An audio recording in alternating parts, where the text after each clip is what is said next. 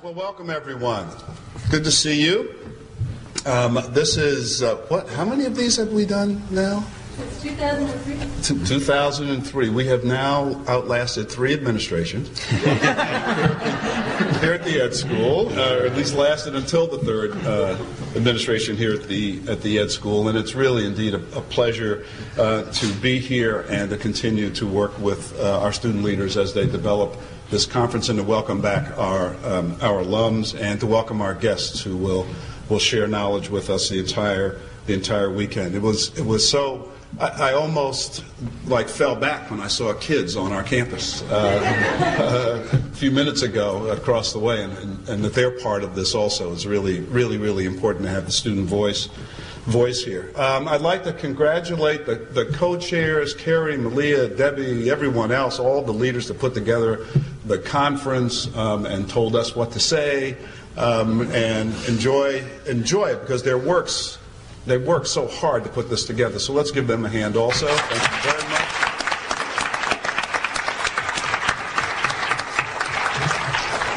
This conference is a great tribute to their leadership and the leadership of others, but also it's a great tribute to their sense of social justice and placing it on the agenda here at the school. So I'm very proud to be here again tonight. When I was asked to moderate the panel, I was given a quote so that I could sort of get my head around catastrophe. I think all of us were struggling to get our hands around catastrophe. Not that we don't understand what a catastrophe is, but it has so many meanings to so many of us as we've lived our lives in different ways and in different communities. And I was given a saying by John F. Kennedy, a quote of his from 1958, so we're talking about before he's president of the United States. There's an old saying that the course of civilization is a race between catastrophe and education. In a democracy such as ours, we must make sure that education wins the race. Now, if Kennedy's admonition was a caution to this country in 1958, then communities of color and other vulnerable communities are ever more threatened by this tension between catastrophe and a viable future through education. Some of the catastrophes are sudden and violent, like Hurricane Katrina, leaving ruin in their wake. Others are slower paced and steady, like the denial of opportunity or inferior education or lack of job opportunities, still leaving ruin in their wake.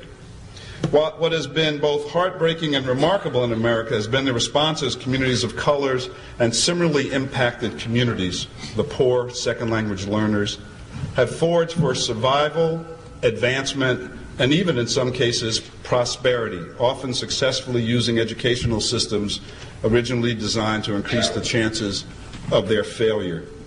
The phenomenon of resilience, early studied in children and families with special needs, has been recognized in these communities.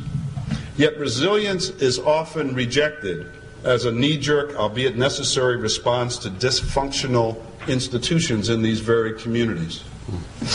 These communities forge their own responses to adversity, often not recognized by majority communities and very particular to their creators.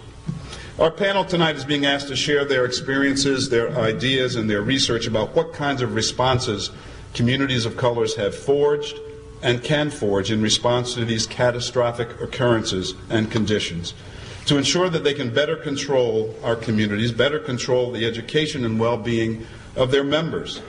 What can we learn from the past that will ensure a healthy future, especially for our children? Well, since I was given a quote, I had to dig out a quote of my own to prove that I belonged here in faculty. A particular hero of mine is a gentleman by the name who's passed and was a faculty member here. His name was Ron Edmonds. And he said, "We can, whenever and wherever we choose, successfully teach all children whose schooling is of interest to us. We already know more than we need in order to do this. Whether we do must finally depend on how we feel about the fact that we haven't so far." We've asked the panelists tonight to focus on 2 questions in developing their responses. What would you identify as a significant event that has affected education in your community or communities you work with? The second being, what do educators need to know about how communities of color respond in the face of catastrophe?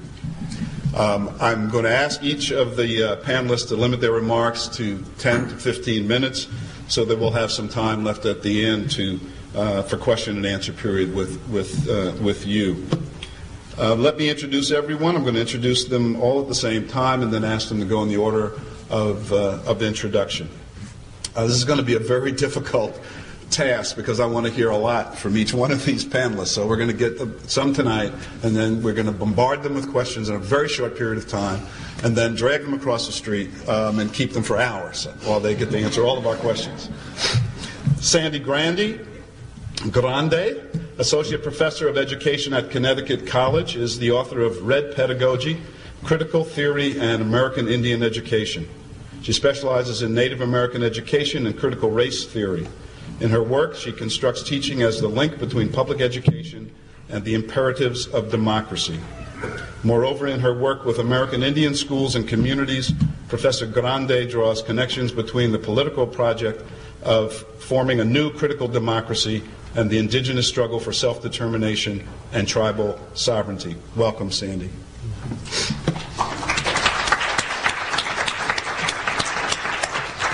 Peter Kiang, Professor of Education at UMass Boston, where he's the director of the university's Asian American Studies program. He specializes in education and Asian Americans, minority and immigrant/refugee youth and community development, pedagogy and voice in the classroom, trauma, healing, and legacies of the U.S.-Vietnam War. Welcome, Peter. Welcome back, Peter.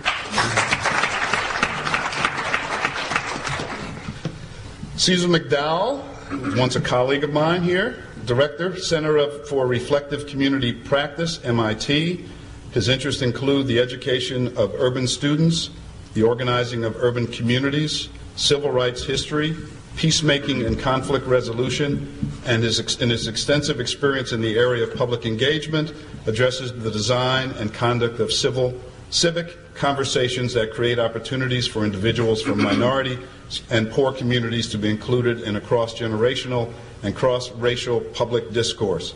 And in his spare time, he also serves as chairman of the Algebra Project. Welcome back, Cesar.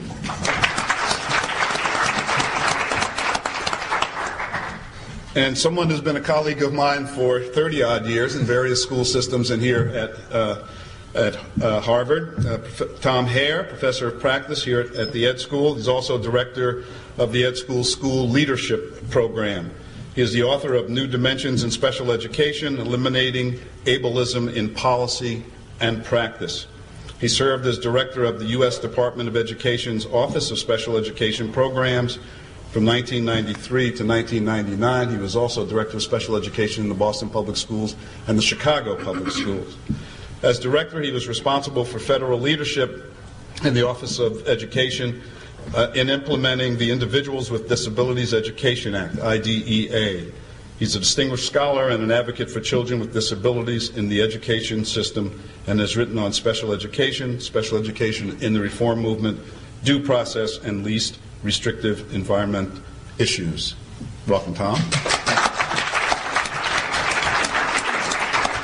And I'll call upon Sandy to start our panel. Thank you very much. Professor Kamwe, greetings. It's a real honor to be here in front of such a distinguished group. I'd also like to take a minute to thank all those who worked hard to make this event happen, particularly the co-chairs and Sean Tuttle. I really appreciate their work. I, too, was really intrigued by the question of how do we define catastrophe. As a Native person, but also as a U.S. citizen, when I think of catastrophe, I think of what I feel is the defining catastrophe of this nation, and that is the genocide of American Indians. I think, and when I think of that, the catastrophe isn't just the loss of whole peoples and whole nations, though that's an awful lot to wrap your mind around, but just sort of the ongoing dismissal in many ways of this reality, and in particular the relevance, the continued relevance of this reality to our everyday lives. I think most of the time there's a sort of a part of the collective consciousness that thinks, so what if every day we are endangering tribes and cultures and languages, and to some degree, perhaps that's what museums are for, right, to preserve those that we are losing. And furthermore, in America, that all the real Indians are dead, colonization is a finished project, and the defining history of this nation begins with the Civil War. Because we don't have to think about Native America, I also have a sense that we don't have to write about it, we don't have to read about it, we don't have to teach about it. And even in times of so-called crisis or catastrophe, when we've been forced as a nation to look at ourselves in the mirror, there really has been very little raising of the Indian question. In 9/11, for example, a lot of people are just not aware that virtually all the tribal leaders of Indian country were also amassed in Washington, D.C., just steps from the Pentagon, which would have been devastating if we had lost all those leaders at once. Ironically, talking about the ongoing impact of the federal government on impeding tribal sovereignty. And in the wake of Katrina, I've been to countless panels on sort of the state of U.S. democracy, and I've yet to hear sort of a thoughtful analysis of the Indian question of the South as anything but black and white, and the struggle for American democracy as having anything to do with indigenous sovereignty. Mm-hmm. The repercussions of this catastrophic amnesia, I think, are profound, particularly in this moment, which may indeed come to be defined as the era of catastrophe or something. Sometimes when I think about the time that's passed between 9/11 and Katrina, it seems like dog years in the life of our country, almost like 7 years of trials and tribulations for everyone that has passed. So in preparing for this and thinking about, all that's gone on during that time period, I started thinking of sort of the lowlights or the highlights in different realms of our society in that time. So like on the global and national front, obviously there's been the U.S. occupation of Iraq, the non-occupation of Afghanistan, the Patriot Act, Abu Ghraib, the whole Brownie FEMA, Hurricane Katrina affair, the whole Karl Rove, Scooter Libby, Joanne Miller debacle. On the educational front, as already been mentioned, there's been the escalating assault on affirmative action, despite the win in the Michigan case, on public schools, despite the rhetoric of leaving no child behind, the undermining legitimacy of women and people of color, the repositioning of sort of the white middle class as the new oppressed, the increasing corporatization of the academy, and obsessions with profit margins, efficiency, standardization, and empiricism that brings. In Indian country, it's been the continued sort of assault and spate of lawsuits against the federal government for transgressions against tribal recognition, land claims, treaty rights, sovereignty, sort of the usual stuff. But we also saw incidents like the Red Lake school shootings, the police raid on the Narragansett Indian Reservation, the whole Abramoff scandal, and most recently the passing of one of our chief scholar warriors, Vine Deluria. And so in thinking about all those sort of different realms and sort of the impact they have on my own life and thinking about this panel, there seemed to me like a connection between all of these things. And I couldn't quite put my finger on it until living in New London, Connecticut, I saw a newscast where there was a story on eminent domain in New London that's been a fierce battle over the past couple of years. And immediately following that story, there was a story on, one of the many tribes in Connecticut that seems to be fighting for their land claims. And there was just something about that juxtaposition of the people sort of protesting and, on the issue of eminent domain, and then sort of the native folks talking about their land claims. And I started to wonder in that moment, the people that are sort of outraged about eminent domain and the taking over of their homes and property for corporate needs would be joining the Indians in their land claims for, at some point, which was the biggest land grab in the history of our nation. And I wasn't quite sure that those people would see their issues as being linked. Though to me, what it brought home was sort of what that connection was all about. So I started playing this game with myself, at kind of the 6 degrees of separation of 6 degrees of Kevin Bacon or whatever that game was, right? Of trying to see what are the links between like the things that I list on the national front and the educational front and in Indian country. And I started being able to connect these things, but not even with 6 degrees of separation, but really like 3. Mm-hmm. And to me, it all came back to Indian country, no matter how I played the game. So I'm just going to go through a couple that I played out in my mind, but I could do this with virtually, any of those events. And I think of more every day, which is a little disturbing for me. But take, for example, the war in Iraq. After terrorists murdered over 3,000 civilians on 9/11, an unprecedented fear was unleashed upon our once thought of impenetrable empire. In the wake of the nation's mourning, George Bush made his infamous declaration that you're either with us or against us, setting in motion a vengeful zeitgeist that conflated Osama bin Laden with Saddam Hussein, the Taliban, Iraq, Afghanistan, all Muslims at one point in the against us category. The simple message perpetuated by both the left and the right was that they, dark-skinned, long-haired, foreign-tongued, non-Judeo-Christian, so-called tribal peoples, threatened our freedom, our democracy, and indeed the whole American way of life. Sound familiar? Indeed, the parallels between the U.S. occupation of Iraq and Indian country were so apparent to some that it inspired one of the most famous postings ever to travel the native blog circuit. And that was a joke letter from Indians to the Iraqi people, forewarning them in a 10-item list of the policies and services they could expect from the new BIA, but that was the Bureau of Iraqi Affairs. So there's 10 items on the list. I'll just read maybe one. Number 2 on the list read, all Iraqi people will apply for a spot on a citizen roll. Citizenship will be open to those people who can prove they are Iraqi back 4 generations with documents issued by the United States. Christian church records will also be given and can also be accepted in support.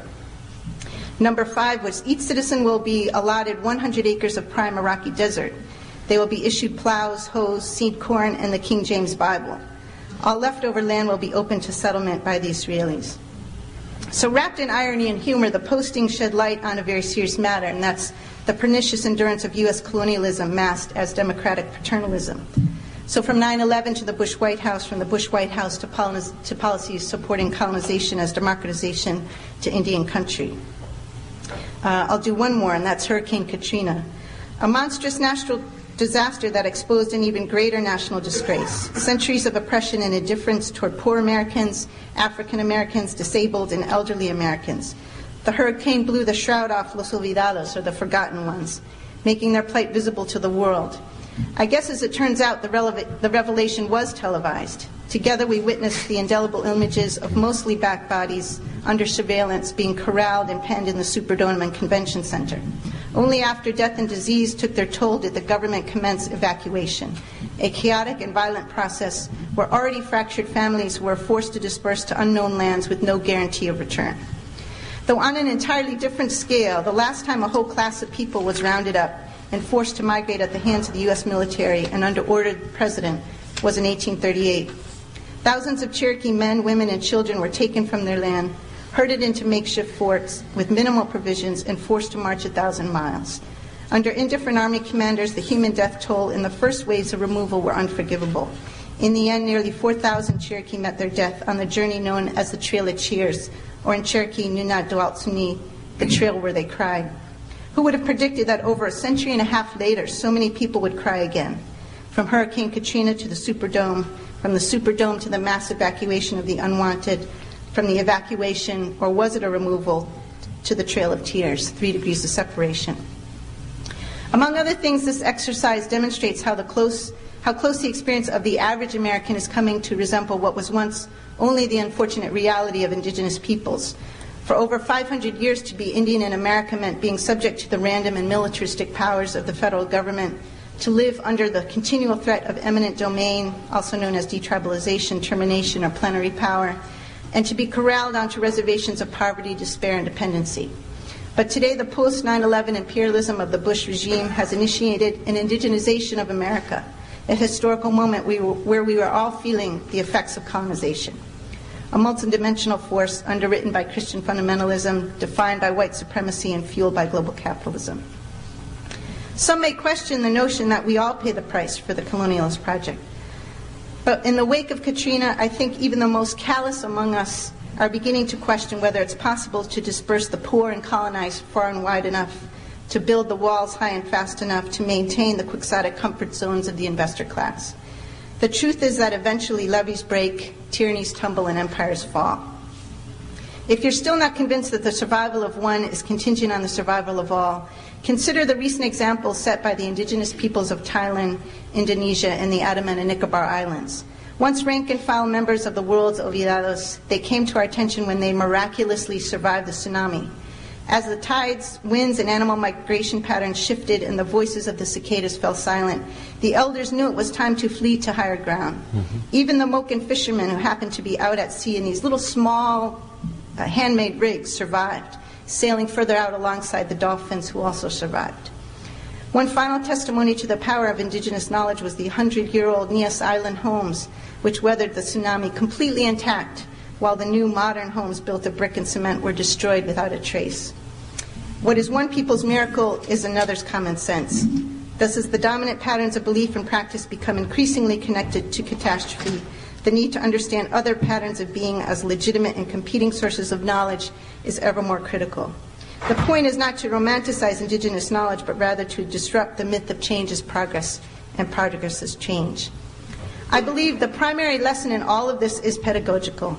In other words, as we are poised to raise yet another generation and nation at risk and at war, we must consider how the emerging conceptions of citizenship, sovereignty, and democracy will impact the reformation of our national identity, particularly among young people in schools.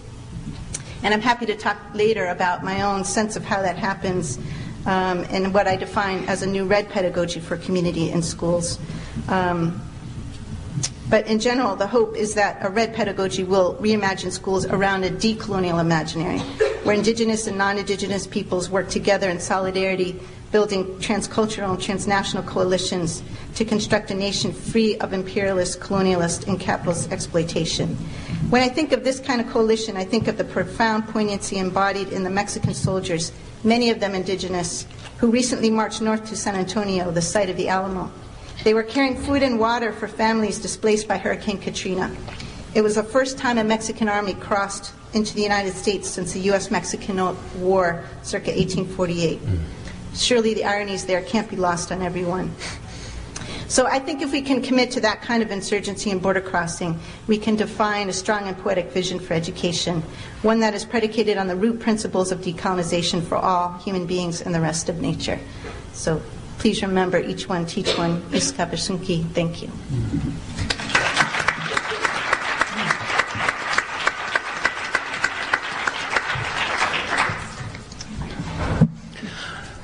I want to also thank the organizers and the whole network of the Alumni of Color. It's an honor to be back this year. I'm also happy that Sandy was able to open, although most of my work is related to the status of refugees and immigrants, I'm crystal clear that a starting point of the circle that we're part of is the status and clarity of indigenous peoples, and that this conversation, the points that she mentioned, I'm going to build on, although we have not talked about any of this prior to tonight. So in thinking about the theme, you can see on the side where I'm coming from, also thinking about pedagogy and framing something that I refer to as pedagogies of PTSD, and using our practice in Asian American Studies at UMass Boston to try to get a handle on these different meanings of catastrophe. And yes, like others who have already spoken, the references to specific events, the tsunami, earthquakes, hurricanes, etc., they are often seen as these isolated events, but over geologic time, they really are part of just a series. It's a natural process over a long period of time. It makes sense. It just happens that way. And so similarly, I think with a different scale of time, that's how we experience war and racism. It's just always there. It's part of the systems that we live under. Another way of thinking about it is referenced in these two proverbs. As you put them together, one by itself is probably not enough to help us understand what's going on. Asian Americans and war, and so these themes of racism and war are what I want to go for the first few minutes. Asian Americans have participated in U.S. wars, beginning with the Civil War, though not many of them. This was a Massachusetts Chinese American who was in the Civil War, of course, for the North. World War II, December 8th, in Japantown, Little Tokyo, Los Angeles, a UCLA college graduate put up this sign after the bombing of Pearl Harbor. And Life magazine had to quickly come out with this to distinguish between the bad Japanese and the good Chinese. And, of course, the internment camps themselves, this is Manzanar, sites of incredible trauma connected to racism and war. This was not all happening only on the West Coast. This Liberty Cafe, just so that we're crystal clear about Boston, this is East Boston in 1944. Other Asian American groups have had their catastrophes. Korean Americans in the aftermath of the Los Angeles rebellions riots in 1992. Of course, for South Asians, Arab Americans, and Muslim Americans after September 11th, 2001. And so if you look at the DSM-4, those of you in counseling are very familiar with it. So trauma and then post-traumatic stress disorder, often we think of it in terms of these specific events, these particular experiences of trauma. There's not a lot of discussion in DSM-4 or in the training of counselors and psychologists to think about racism as traumatic and post-traumatic stress disorder as connected to racism. And so I'm going to follow that for the next couple of minutes. The key study, in my opinion, is this one by my colleague Chalsa Liu, who validated a whole bunch of scales, did the whole scientific thing, and empirically showed Asian Americans experienced race-related stress as participants in the U.S.-Vietnam War. So this was coming out of the experiences of Asian Americans, mainly Chinese, Japanese, Filipino, and Korean Americans, U.S. soldiers during the Vietnam War period, with symptoms of PTSD, going into the Veterans Administration for making claims for benefits as a result of their disability. People looking at their records, not seeing heavy combat necessarily as part of their records, and then denying their claims. And so it took Chalsa's persistence over many years of time and finally her validated empirical study to show the traumatic stress that they experienced and the realities of post-traumatic stress disorder that they show clinically are sometimes a result of combat, oftentimes a result of racism. So as this one says, there's a lot of things that went down in Vietnam that a lot of people don't even talk about yet, and race is one. I was responsible for the qualitative part of Chalsa's study, and so 300 Asian American Vietnam veterans were part of the study, and I personally did about 40 of the interviews with them. And these the next few quotes are going to come from them, but the context of this is General William Westmoreland, his view, as commander of the U.S. military during this period of time, that life is cheap in the Orient. So Don Luna, Asian American, Filipino American Vietnam veteran in the mid-1990s and in the mid-1960s, 30 years earlier, just an example, not only men but also women who served, Joanne Olagaria. So this poor guy, this is an Asian American soldier, but he's being used in a basic training exercise as the enemy. During training, kill the gooks, kill the slant eyes. That's the first thing you wake up and see on the walls. Kill the gooks, cut off their heads. That's how they used to initiate us, just tuning you up to go overseas. That's the way we were taught, kill the gooks or the slopes. And hell, I was the same thing. I used to think about that, because I was Japanese. I remember when these Americans killed all these Vietnamese civilians, where these girls remind me of my nieces. They used to wash my clothes. The Americans went in there and killed them. They just thought everybody was Viet Cong, But those girls were unarmed. They're washing clothes at the river. Why even kill them? They're not even harmful to nobody. Stuff like that got me really upset. I had the hardest time for me to get over. And if I see girls that look like those little girls, I have that weird feeling inside of me. Those of you who do clinical assessments of PTSD, that will probably sound somewhat important to you.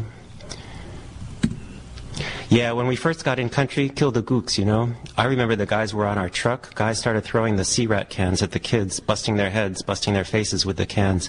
I was like, oh man, that's what they meant, kill the gooks, kill the gooks. Everybody's the enemy over here. And the truck is rolling and the kids come like they want something to eat. and the guys with the can went and poop on the head, poop on the eye, whatever, you know. They didn't care.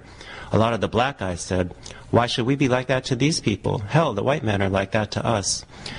And one of the reasons that Chalsa and I and others pushed so hard to do this study was because the PTSD rates for black and Latino Vietnam veterans were enormously higher than they were for white Vietnam veterans. And of course, the connection between racial dehumanization, the reluctance of soldiers of color to do that, and the resulting symptoms of PTSD, we hypothesize were all connected. I don't suggest taking my route. I served 2 tours in Vietnam to prove that I was an American. We should have felt that we were Americans long before that. This is what racism does to you. It makes you feel you're less of an American and have to constantly prove you have a right to be here. I want society to know Asian Americans paid for their right to be citizens with their lives. Their names are etched on the Vietnam War Memorial Wall. And of course, in the center, you'll see the name Harry Kim, as well as many other names that probably reflect backgrounds of people of color. And another one similar to General Westmoreland, another chair of the U.S. Joint Chiefs of Staff, Admiral Thomas Moore. Yeah, I visited the Vietnam Memorial. I don't like the idea. It was not designed by an American. So who is he referring to? Maya Lin. Chinese American, born in Ohio. Well, after the war, we have other kinds of Vietnam veterans in the United States now too. These are Vietnamese refugees who were in the South Vietnamese Army. And we have many Vietnam veterans memorials as well, not only the wall in Washington, D.C. This is the Dorchester Vietnam Veterans Memorial, which is right across from the UMass Boston campus. That's one of our buildings in the background, that red brick building with the crumbling garage underneath. This is a site that we bring students to a lot. It's a very important site of healing and reconciliation, and so you can get a sense of who are our students in Asian American Studies classes at UMass Boston, one of whom is sitting over there. So we do ceremonies there. And this is a reflection by one who's a Vietnamese refugee student. There are many students in class who were Vietnam veterans. There are also Vietnamese students in class whose parents were victims of the war. I hated it, meaning the class, because I had to recall so many sad and negative images through videos, lectures, and books. There's too much that we've been through, too much that we were suffering for a long period of time. I feel homesick as I see them, like today at the memorial, sitting on those benches. There's something that I try not to remember deeply. However, this is a mixed feeling. If I don't remember the past, I won't be able to tell why I have to leave my homeland. I won't be able to figure out what I expect from myself while staying here to pay back the sacrifices of my parents. I think we all, as Asians, should know it, should make other people aware of it and remember it. We must remember it and tell it. We've brought students to the wall in Washington, D.C. On the left, actually the 2 students on the left both went to HGSE after going to UMass Boston. Emmy her grandmother was killed by the atomic bomb in Hiroshima. Hyunjung, her country was divided, Korea. On the right, Mai, Vietnamese Chinese, a bomb fell in her family's kitchen in Saigon. G, his father was killed in the Vietnam War. These are all our UMass Boston students. They have their own stories about war and racism. In the middle, on this one particular day when we were visiting the wall, Matt Robinson, Asian American, mixed race, Creole background, Vietnam veteran. He was sobbing at the wall, going through his own first visit there. And then we could talk with him and share stories with him, and he was so happy to meet us. He came from New Orleans. New Orleans is an interesting place. I'm going to shift now. A large Vietnamese community that has been there from the beginning of Vietnamese refugee resettlement. This is I don't have the Vietnamese font on my computer, but this is a kind of emergency message describing the rescue effort after Katrina, being led by one of the Catholic leaders, Father Vien, in the Mary Queen of Vietnam Church in New Orleans, East New Orleans. So trying to get the word out, but in Vietnamese, that there was the need for assistance. Not much was ever paid attention to this Vietnamese community in New Orleans. The main way that the popular American public knew anything about these issues was the movie Alamo Bay.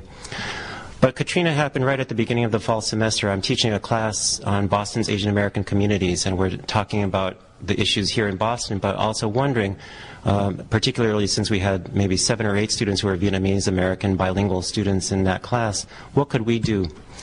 And so to their credit, 6 students from UMass Boston on my charge card flew down to New Orleans. One of them is back there, Jennifer Nguyen, to document the stories of the Vietnamese communities because they were not being heard or recorded anywhere in the mainstream media. So this next few images are theirs. Photos from New Orleans, from Biloxi, Mississippi, and from Bayou La Batre, Alabama. This was in early November. The community infrastructure is mainly faith-based, both Catholic, Christian, and also Buddhist. And national Vietnamese American organizations have filled the capacity gap to provide direct support and advocacy in those communities because there wasn't much else happening. The cleanup, the signs of resilience. This is not Le Bakery, this is Lay Bakery, okay? The last name Lay in Vietnamese. Okay, so after that was November, 3 of our students returned a month ago for the Lunar New Year celebrations to see in that context how the community is doing, specifically in New Orleans. It was a big deal. This is one of the big announcements of the events and celebrations, redesign plans. Yeah. So, yeah, there's what are we doing in Asian American Studies classes here in Boston that relates directly to Katrina. I was surprised to get this message from a former student who's a teacher, first grade teacher in Houston. This is a journal of one of her kids after reading this book, Vietnamese American children's book, Journey Home. The girl's mom had to leave her home in Vietnam. I had to leave my home in New Orleans. She has to wait for long to go back, but my mom said we'd go back home soon. Our house was washed away. My school was washed away. Sometimes I dreamed about my friends in my old school. I hope everyone is okay. Now we live in Houston. We're new here, just like the girl's mom was new to America. So the teacher then reflects and sends me this message. Her and other evacuees' student responses to some Southeast Asian stories were totally out of my expectations when I planned this lesson. We all felt much closer to each other's world. Good literature teaches new knowledge and has therapeutic purposes. So there's a role here for what we're doing in Asian American Studies classes here in Boston that connects in all kinds of ways. This is one of our students, not the same, who's designed a children's book based on her own story and is reading it to kids in Dorchester. Another one designed her Cambodian refugee welfare story, partly for students, but also for her own son to understand what's going on. And then there's new populations who are also refugees, also non-white. So these issues of war, race, trauma, all connect with Goulet, who is Somali, but has found one part of himself in our Asian American Studies classes. And so I'm left thinking about the pedagogies of catastrophe and thinking about them much more in terms of pedagogies of PTSD and pedagogies of life and death. And this idea of pedagogies of life and death, just to wrap up, really started from a Cambodian student at UMass Boston who said this a long time ago. When I took the Asian American Studies courses, it's like a light come on to define what really I am and what I want. I did not know I would fight for justice, but when I learn those things, I say, that's it. I want to help society to change. Those courses educate me for life, etc., etc. Ellie was the first Cambodian refugee woman to graduate from UMass Boston. She then came here and was the first Cambodian student ever to enroll at HGSE. When Cambodian students talk about life, there's a context that's very powerful. It is not a frivolous reference. And so let's just sit with that war, racism, trauma, the pedagogies of PTSD that are possible in Asian American Studies classes, and the lessons, I think, for all of us. Ellie is part of UMass Boston. She's also an alumna of color, and I wanted her lesson to be what I conclude with here tonight. Thank you.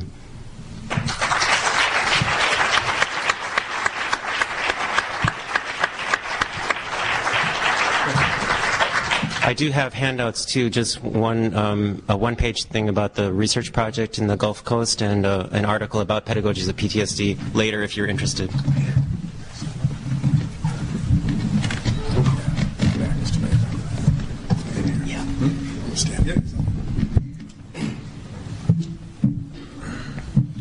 I have a hard time sitting down, and so if I get an opportunity to stand up, I will. I also want to thank the organizers for putting this together, and it's great to be here. I'm reminded of one time, or I don't remember when it was, but I was on the faculty here, and I came to a conference in this room on issues of communities at risk, people of color, and schooling, and everyone on the panel was white. So things have changed, which is really nice. There's been some recognition here, so I'm glad to see that. Like everyone else, I've been asked to kind of speak to two questions. One is about, the significance of the events, their impact on education, and the other is what do educators need to know about how people of color respond to catastrophes. And for me, the first question is actually embedded in the second, so I'm going to spend my time thinking about that. So when I think about what do educators need to know about how we, communities of color, respond to catastrophes, or should I say, I would like to say actually trauma, I say they need to know nothing and everything. And I make that distinction very important because sometimes we think about folks of color and we forget that we are also human beings. And the things that we respond to and that we are dealing with are the things that are part of the human experience. But there are also things that separate us because of what our experience has been as human beings and how we have been shaped to have certain kinds of experiences or have chosen to. So we are the same as and very different from everyone. And both of those things are important to understanding us in relationship to trauma. I think there are a couple of things we need to know about trauma and grief that I'd like to raise up also that are important for understanding this. One, and I always find myself surprised that I actually hold on to this quote, is actually by Freud. Where he said that each loss recalls the first loss. And I'll talk about that a little bit more, because this concept in there is really about how when we have one traumatic event, it is the first traumatic event that's recalled, and we grieve all of that at the same time. It's also kind of spoken by Ellen Caldwell, who says, and I like her quote, it said, whatever it is that I have lost, I must grieve. But if I do not do my grieving about the old hurts and insults, then when I am faced with a here and now grief experience, I will end up having to dredge up all the old energy alone with the current experience. 9/11 taught many folks in America about the universality of trauma and grief. Because notwithstanding the idiotic remarks that somehow all Jewish people in New York knew about the attack and didn't show up and didn't get killed, I don't quite understand that. We know that 9/11, and we believe in our narrative of 9/11, is that the destruction and death there made no distinction. All kinds of people were killed from all situations in life. Well, the result of that has been different for some people. There are still hundreds of undocumented people, unaccounted for, unknown, just disappeared.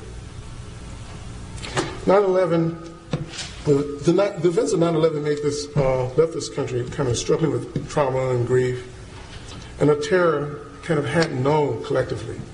It was a grief shared by many in the world, from Europe and Asia and Africa, kind of every continent of people paused and took notice of the sudden loss of so many lives. They grieved with us, though they also had their own traumas to grieve and their own catastrophes to grieve. What we hope 9/11 taught us is that we were more than buildings in space we create, that we are individuals looking for and needing connection with one another. Many hope that the terror of 9/11 would bring us closer together. But in grief, the trauma does not always bring us together in ways that build. Sometimes our trauma is so deep and our grief so dark that all we can think of is distancing ourselves from each other. We close our borders. We become suspicious of those within our border who are different. We reach beyond our borders to strike out as a way of managing our own grief and fear. Sometimes we will do anything to feel more secure. Sometimes we just believe that they're just out there trying to kill us, and all we have to do is protect ourselves from that. And we will do it at any cost. 3 weeks after Katrina, I was invited to join a group of survivors from New Orleans trying to think about recovery. I heard the same thing over and over. They're trying to kill us down here.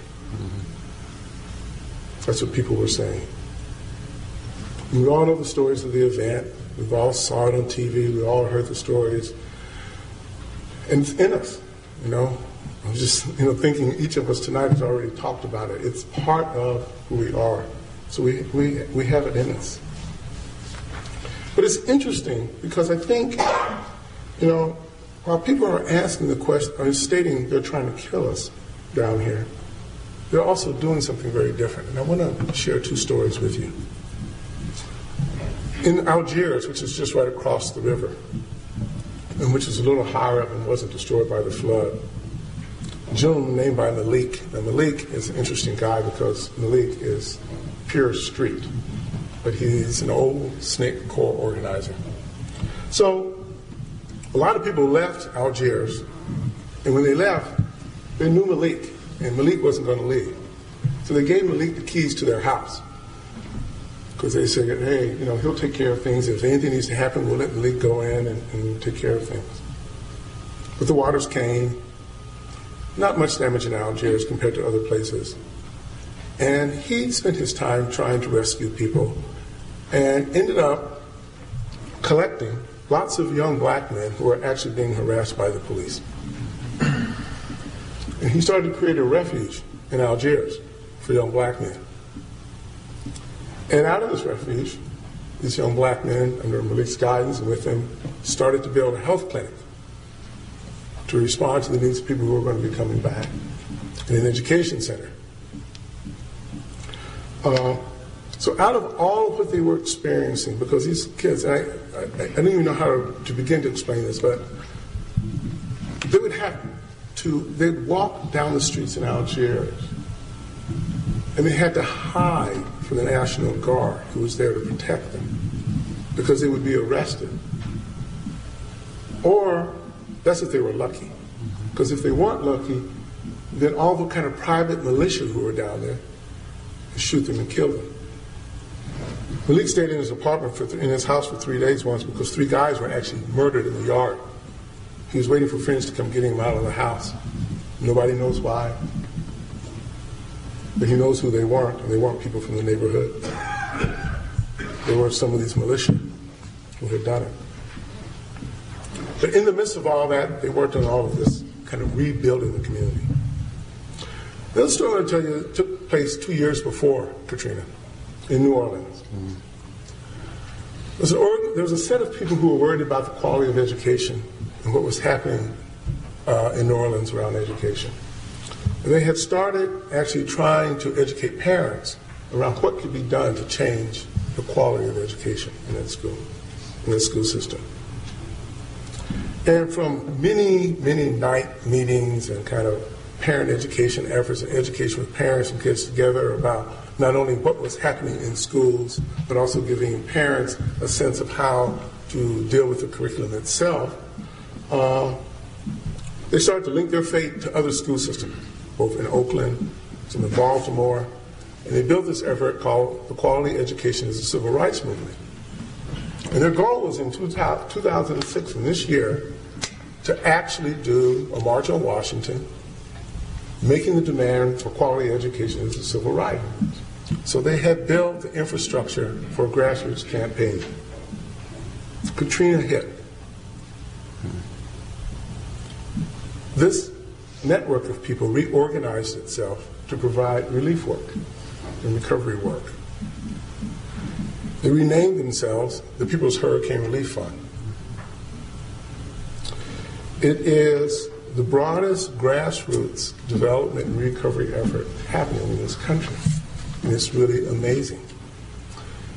And they have used education as the driving force for what recovery needs to be in New Orleans. And they've picked 2 neighborhoods to work in to do rebuilding using schools. Using education, not schools. They're very clear about that. They're not interested in schools. They're interested in the education of people in their communities, and using that as the vehicle for really figuring out how to redesign and rebuild their communities. And still, they all say, if you go down and talk to people there, they're trying to kill us down here. That's the story they have. So sometimes our trauma and our grief is so deep that all we can do is move on and set aside the pain and keep struggling for something better. We open ourselves to others, cautiously, but nevertheless we open. So if we recall Freud, then we know that every loss recalls the first loss. Not only is that true for each individual, but it's true for us as people. So in New Orleans, when someone says they are trying to kill us, they're not just talking about Katrina or the flood of '65, but all the events and all the trauma of being black that they, their family, and all the generations of black people and people of color in New Orleans have experienced. It all returns, and it's all there. What educators need to know about people of color and catastrophe is that we hold within ourselves the total collection of our experience of trauma in this country throughout our lives and our lived experience. And our journey to recovery is through our reconnection to our history and to our promise of something better. But we're caught because we live out both of those possibilities of how to deal with trauma. They are in us as people, and they are in us as a collection. And I'll give you one short story about the People's Hurricane Relief Fund. Inside this organization, you have what I think are some of the best and most powerful leaders who have grown up and moved from the Civil Rights Movement or after the Civil Rights Movement, and who've just stayed there and have done the work. And they understand the politics, and they understand what needs to happen, and they understand the history. And they are standing in the way of a new generation of people of color, and interestingly, mostly women, young women of color, who are actually crafting a new style of leadership, who refuse to say the only way we can go forward is as black people.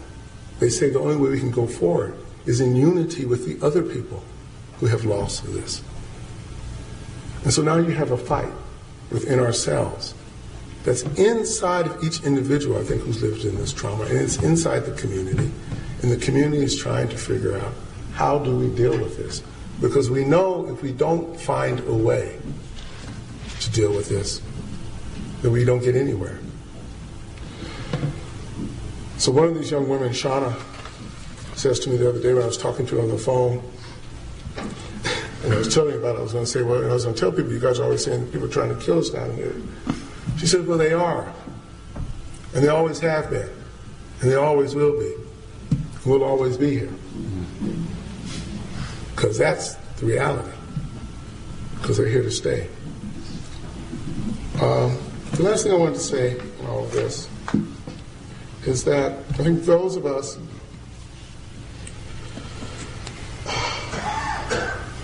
the lesson I want to say is that these divisions, though, that exist and the struggle that's going on among people in New Orleans now is something that, if we look at this thing around education, we need to be careful. Because right now, what people are struggling with is not, how do we build a better school? How do we recapture the education system? It's absolutely fascinating because there's this dialogue going on about, well, should we have charter schools, charter school systems, should we have this? You know, and there's all kinds of debate about it. And people on the ground saying, we don't care, we're just going to get our people back, and we're going to build something from the ground up. but internally they're having a struggle. So as we think about the role of educators in education in this area, for me, the role is how do we connect and help people honor their own process of grief and their own way of dealing with the trauma and the dual responses to trauma so they can actually make real what they're trying to create. Thanks.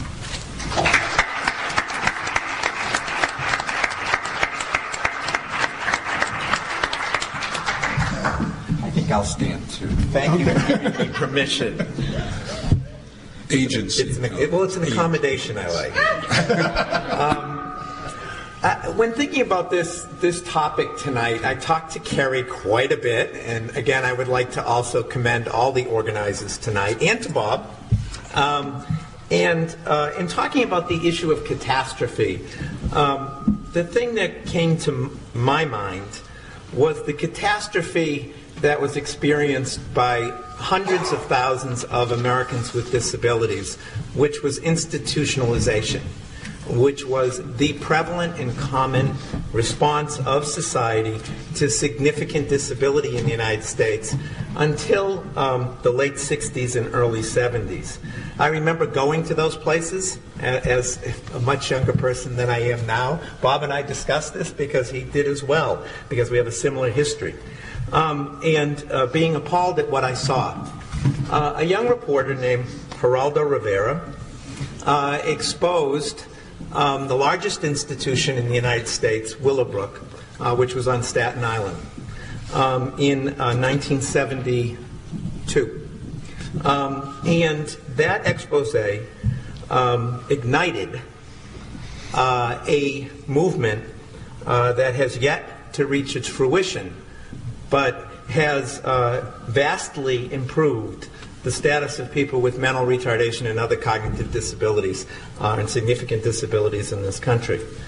But what most Americans did not know, even the parents of these children and adults who were in these places, was the deplorable conditions in which they were kept. In 1972, there were 250,000 children and adults in institutions for the mentally retarded in the United States. And those institutions were by and large places of enormous human abuse and neglect.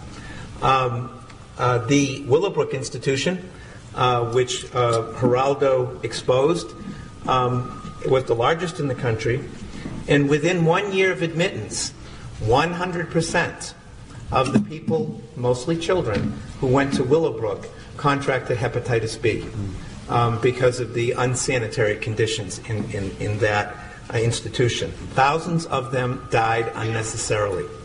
Fernald School, which is right up the street from here at Harvard, had similar conditions. In this institution, as well as MIT, conducted experiments with children using irradiated cereal back in the 60s to determine the level of radiation children could tolerate from a scientific empirical basis. President Clinton in 1995 apologized to those surviving children, the children who had survived that irradiation. When Geraldo Rivera exposed Willowbrook, the catastrophe of Willowbrook, the average American responded. Back in those days, I tell my students, there were only 3 TV stations. And if one of them carried a big story, everybody knew about it. And what happened after Geraldo exposed Willowbrook is that reporters all over the country were going to these institutions and saying, this was not a New York problem, this was an Alabama problem, this was a California problem, this was a Vermont problem. This was a problem of our society as it related to how we responded and dealt with disability. 1975, a major federal act was passed which gave all children with disabilities the right to a free, appropriate public education. The law also provided for the significant procedural protections that were designed to prevent what was already a well-documented problem of overplacement of African American children in special education classrooms. The law also required the integration of disabled children into regular education as much as appropriate. I, of course, as a young special education teacher at this time, rejoiced in the passage of this law because I believed, and as it did accomplish, to a large extent, it eliminated the horrors that existed in places like Willowbrook. Today, there are fewer than 3,000 children who are institutionalized in state institutions for the mentally retarded. 3,000 too many, in my view. But there has been huge progress. But one of the things that did happen, one of the things that I witnessed, and Bob witnessed because we worked together and we used to discuss these things, is that when this wonderful landmark piece of legislation passed, what school systems often did was what they always did. They didn't really change. What happened with large numbers of kids who had disabilities, as well as some kids, particularly children of color, was that large numbers of the response of school districts was to place kids in special education classrooms. Essentially, school districts did what they had always done, and even with a very powerful law. As this law was implemented over time, parents of children with disabilities, particularly more advantaged parents of children with disabilities, began to challenge the segregated approaches to the education of children with disabilities. They began to sue school districts over the integration of their children. And the inclusion movement started in education, which has resulted in my view, some very positive and significant changes. There are children with significant disabilities in regular schools, in regular classrooms all over the country. And that has been a very positive thing. But at the same time, if you look at implementation patterns of the IDEA, there is a huge difference between what is happening with poor children and what is happening with affluent children. They are totally different service delivery systems. I recently did a study looking at 4 high-income communities here in Massachusetts, all around here, and 4 low-income communities in Massachusetts around the degree to which these communities were implementing what the research would say kids need. Now, one of the things that's important to understand about the research, and this has been the case since 1965 and has been reinforced probably 20 or 30 times over with more and more sophisticated research, is that segregated special education has never been proven to be superior than integrated special education for children with disabilities. Yet, it persists. But one of the things that was interesting, so when we looked at this, one of the things that we looked at in this study was, are kids integrated? Because again, looking at these 2 communities. Now these 2 types of communities. This study was done in the context of a lawsuit. And this lawsuit was around financing education in Massachusetts. And the plaintiffs in this case is called Hancock. The plaintiffs in this case alleged that the state was not funding low-income districts at a sufficient level to meet the state curricula standards. The plaintiffs were arguing that case, and I was looking at the issue of special education, where they're doing this. So one of the things that we found was that in low-income communities, children were much more likely to be segregated than in high-income communities. As a matter of fact, in the high-income communities we looked at, there were virtually no children segregated. In other words, the parents who had led the inclusion movement had won in these communities. Parents with a lot of social capital, parents with real capital to hire lawyers to get these kind of changes to take place. But in the low-income communities, that was not the case. One of the things that we did in this study was we looked at both mixed methodology of both qualitative and quantitative study. One of the things that we looked at is we interviewed people and said, the people in urban communities. Now, I've always worked in urban communities. I've always taught and worked in urban schools, and I have a visceral reaction to people who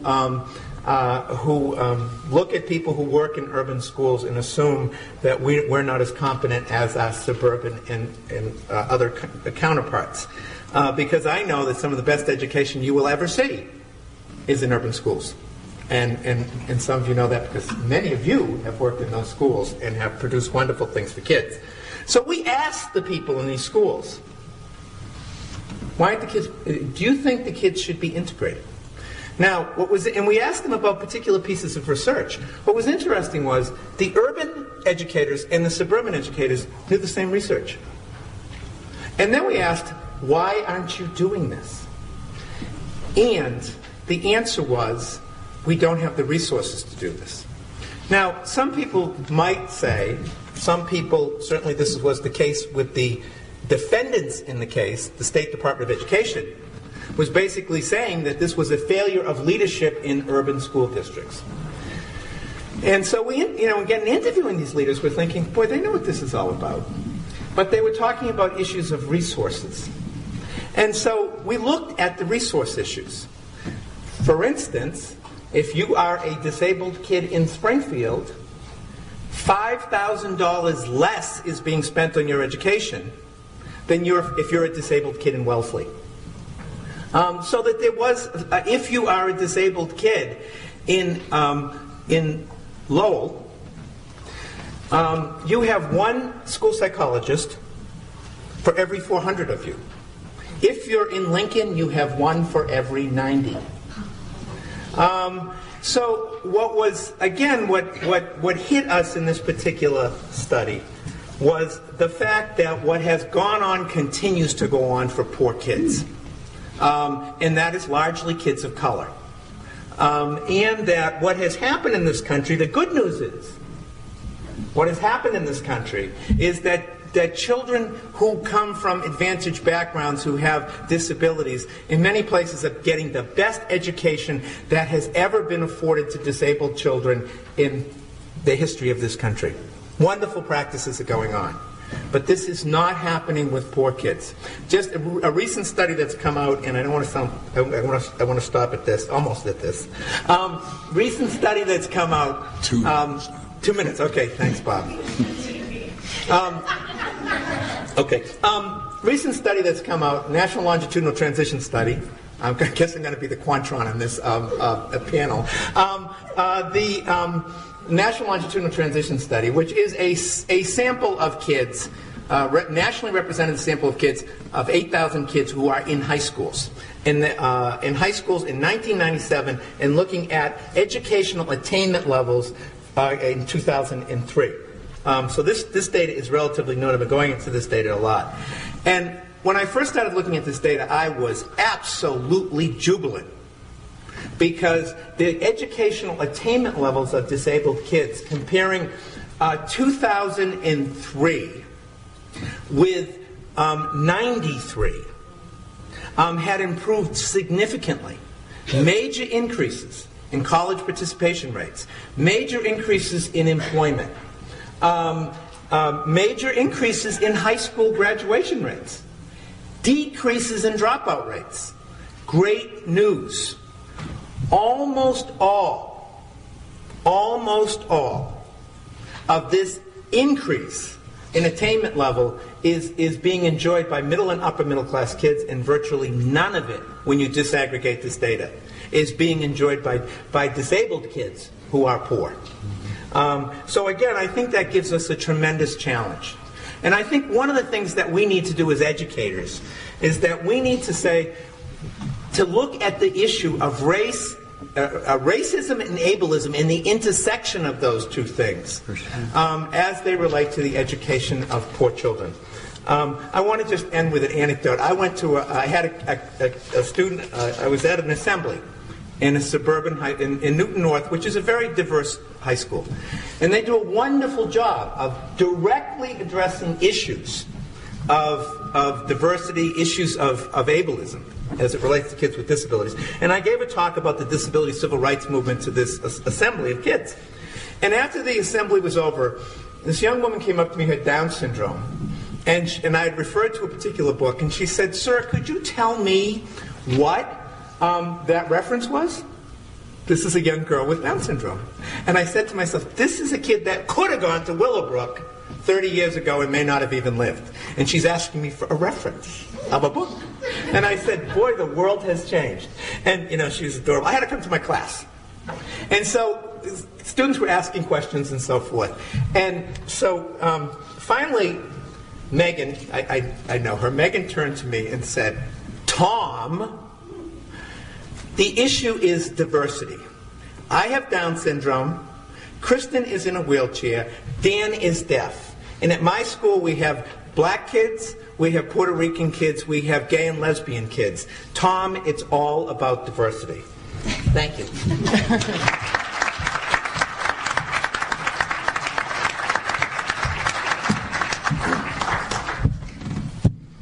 This is a first for me. 4 educators who kept the time limit on what to do, and with substantive and deeply felt reports to you. We are running behind because we started behind, so I'm going to ask people who want to ask questions or make statements to please go to the mics and address the panelists directly that you would like to respond to your concern. Carlos Prasad. Is this on? Is this on? Thank you. I'd like to make a distinction between high-intensity catastrophe and low-intensity catastrophe, and give an example. And give an example from today's presentation.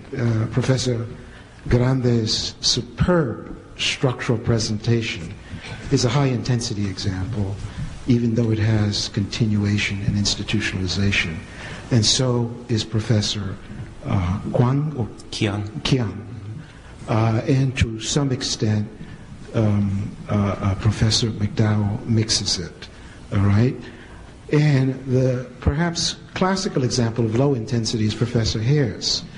And from my field in Pittsburgh, where I have essentially been an educational researcher for 30 years on testing and organizational behavior and school effectiveness, with a track record beginning in 1979, and with Barbara Sizemore, our work has been the most productive, provable, high-achieving, changing strategies for school in the Chicago school reforms. Of the 12 methods, ours turn out to have the highest change outcome. That is not a trivial fact. Now, in light of that, I think there are 2 pieces of what I would call low intensity but continuous catastrophe that this panel does not address.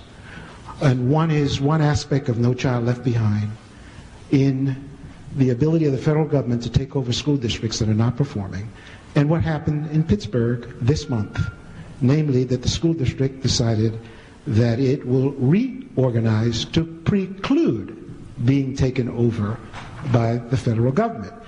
And I classify this as best practices for worse outcomes. What are those best practices? Increase the size of school building, eliminate all middle school, concentrate not on institutional leadership, and mix the lowest SES kids with the worst achievement records in greater density. This is a recipe for disaster if educational research means anything in the last 30 years. This best practices for worse outcome and the renaming of consolidated schools as new schools to evade the No Child Left Behind takeover is a sense of a dual policy that now seems to have long-term institutional intensity to destroy school effectiveness. I'd like to bring your attention and comment to that because it's I think, a little bit more nefarious than Professor Hare's example. The second is the problem of the superintendency in that district itself. The superintendent is not a professional superintendent. His name is Mark Roosevelt. He has no training in the superintendency. He has never held a principalship, a district superintendency, or a central office position. He has essentially brought in the Rand Corporation as a surrogate superintendency. And this is what I call farming out the management of school districts for worse outcomes as a whole. I would like to bring your attention to both and ask for your comments of what I would call the perverse, intensive, low-intensive policies, both at the No Child Left Behind to evade its worst outcome and at the appointment of the unprofessional superintendency as a matter of policy.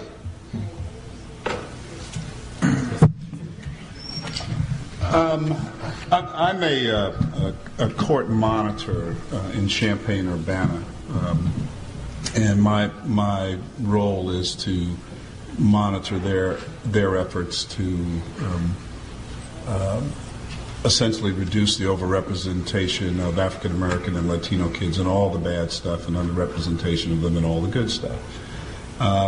You left out a level of government that I think is the coupler of the national scene and the local scene in places like Pittsburgh, and that's the state. Because I think the state is absolutely compliant in this deprofessionalization, if you will, of leadership, and also in perverting any standard of education that would be meaningful in the lives of children. Since I train superintendents, and I'm a former superintendent, I find, and I know Mark Roosevelt, and he was from this state, and he was a school reformer and all that stuff, I find it really insane that any school system would hire someone whose primary background isn't in teaching and learning. It makes no sense to me that whether you organize things or whether or not everybody who comes through this institution is perfect. At least you ought to know how children learn and what would be the most effective way of teaching them. So I think there's a lot of I call it complicity and fault finding to be done in not just a reorganization of school systems like Pittsburgh, but in a reorganization of the country away from the goals that we're talking about on this panel tonight. I'd have to disagree with you on respect to the incident with disabled children, since I've taught them and since I also have done research on their growing incidence, not lessening incident, amongst the special education population by children of color. So I'm not conversant with your categorization scheme, but I think that they fall in a category to me of some of the most severely distressed children in the United States.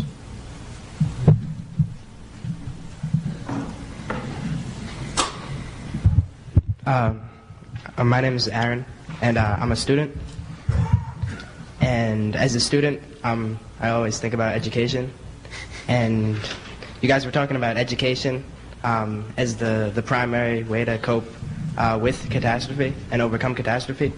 And I was just kind of curious, going back to McDowell's distinction between school and education. I was kind of curious in your opinions on the location of education for students in coping with catastrophe.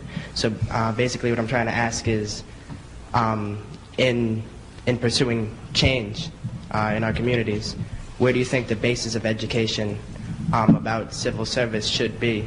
Do you think it should be primarily integrated into schools, or should there be more external resources for it?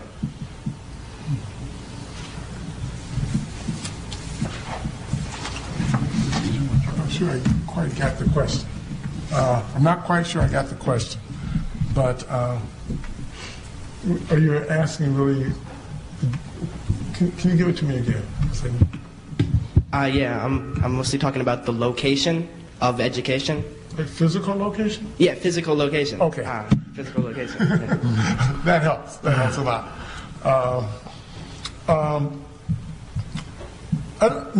I don't know, but here's a couple of things that, again, if I draw on the experience we've been dealing with in the context of what's been going on in New Orleans right now, is that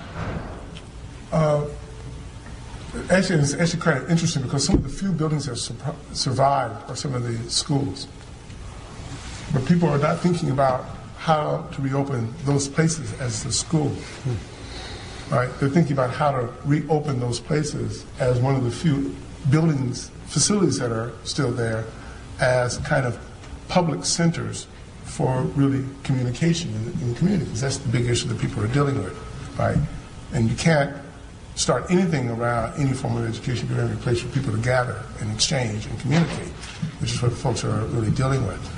So when I made the comment about the distinction between education and school, is I just want to be clear that from the work we're doing down there with people is that they're not interested right now in the institutions of schools as outlined by the state or the city. And part of that is really healthy because the state and the city don't know what they're doing right now. There's basically nobody working for the school systems.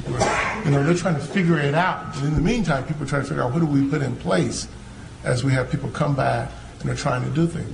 So I think there's going to be some interesting experiments to come out of this as people try to figure out, what they're going to do.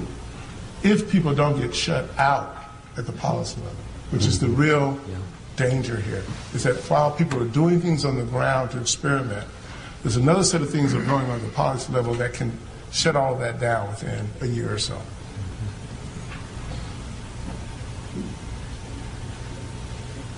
Others? Carrie? I want to thank everybody for their thoughtful and moving comments. And I'd actually like to address this to everyone, but in particular, perhaps Tom can speak to this. Special education is what I consider in some ways to be an impending catastrophe in communities of color because of over-identification. In my community, we are 80% Native American students. We have been under indictment by the Office of Civil Rights for almost 15 years for over-identification. This, to me, because when inclusion in special ed is not done well, is a catastrophe. We are losing our students. We have a 60% dropout rate. This connects our two communities and our need to fix this issue. And I wonder, not to be overly dramatic, if in some ways that special education currently is the new face of racial and ethnic segregation. It's the new way to keep our students, particularly our young male students of color, out of a good education and onto a one-track way to juvenile justice systems, adult penitentiaries, and hopelessness. I think it can be. And I think it is in many instances. When you look at the, I think there's two things that need to be looked at as far as this issue is concerned. The overplacement of minority kids in special education is as much a symptom as it is a problem in and of itself. It's a symptom, I think, of racism in many places. I think it's a symptom of school failure. I'm reminded of an incident when I was working at the federal government. My boss was a woman who was in a wheelchair, who had been in special education when she was young. Didn't need to be. Just because she was in a wheelchair didn't mean that she needed to go to a separate class, but she had. And so she had experienced this segregation. And I was talking to her about the importance of getting language in the federal special education statute around the issue of overrepresentation. And talking about which is well documented, the overplacement of particularly African Americans and American Indians in some places, and Latinos in some places, in segregated special education classrooms.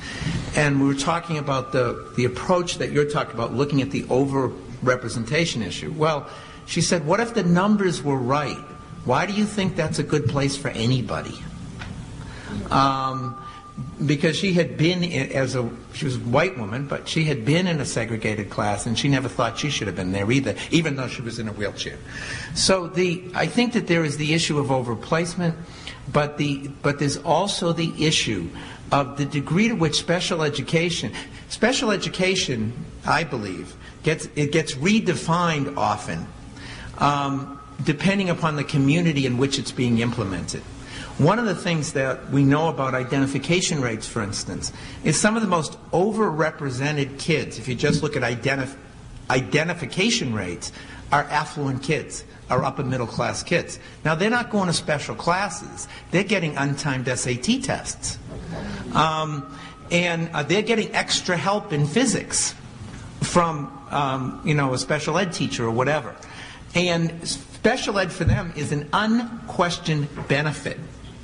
But if you look at the same thing called special ed, and the way it's often defined in communities of color, of particularly low-income communities, it's a totally different thing. It's a segregated class of low expectation and less opportunity, not more opportunity. There's an article this week in the Globe about the Boston Public Schools, where Boston continues to have almost 50% of their disabled kids in segregated environments. And there was one girl who was quoted in the article saying, if I pay attention a little better, they'll let me in the mainstream.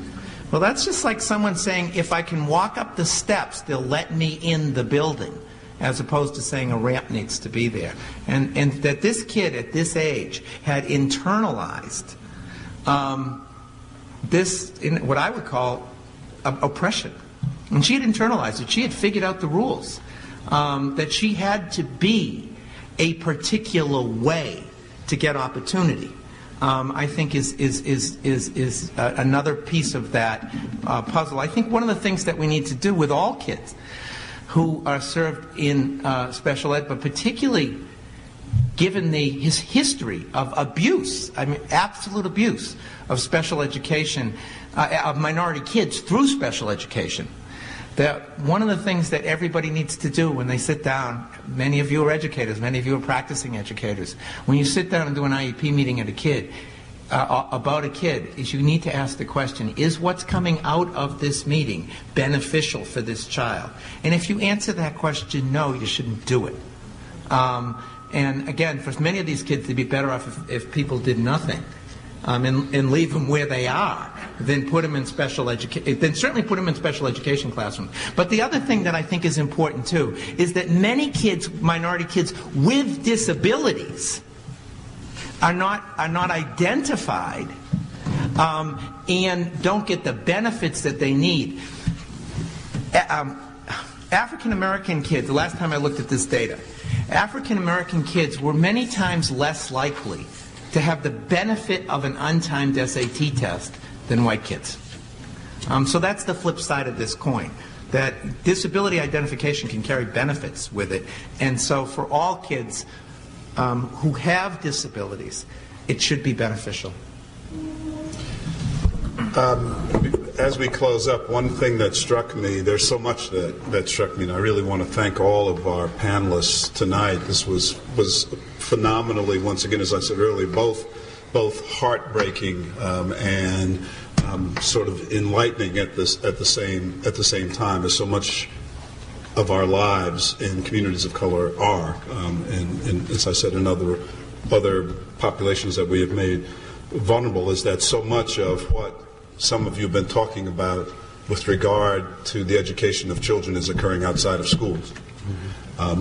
We are a school of education. I think we better figure that out in some sense, because when we talk about a lot of these issues, and they're both issues, they're issues of repairing our communities, but they're also issues of creating new and stronger communities. I didn't hear a lot of that happening in school buildings. And so we had better figure out a way as educators, if indeed we're not going to give the schools away to other folks, how to reorganize ourselves to make sure that we understand the strength of communities and schools as we look at the problems of improving education for our children in this country. Let us thank our panel again. And thank you.